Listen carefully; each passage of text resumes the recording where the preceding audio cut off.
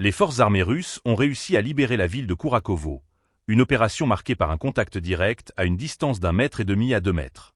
Ce rapport, diffusé par le ministère russe de la Défense, met en lumière la stratégie méthodique employée par les soldats russes pour reprendre une ville que les forces ukrainiennes avaient transformée en une zone fortifiée au cours de la dernière décennie.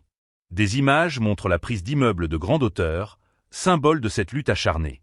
Le commandant de la compagnie, connu sous l'indicatif d'appel Guria, a détaillé les étapes de cette opération, soulignant la résistance acharnée des forces ukrainiennes. En dépit de la présence de 26 bataillons ukrainiens, représentant plus de 15 000 militaires, les pertes de l'ennemi se chiffrent à 80% de son effectif. Cette situation dramatique illustre la vulnérabilité des positions ukrainiennes face à la tactique d'assaut des forces russes.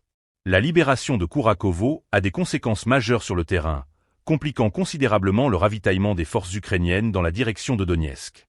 Cette opération s'inscrit dans un contexte plus large de tensions militaires, où chaque avancée stratégique peut influencer l'issue du conflit.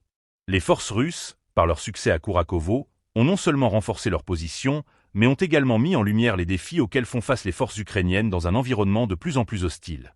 La prise de cette ville ne représente pas seulement une victoire militaire, mais elle souligne aussi l'importance des ressources et du soutien logistique dans une guerre moderne. Les combats rapprochés, décrits par le commandant Guria, révèlent une intensité de combat sans précédent, où chaque mètre gagné est le fruit d'un effort considérable.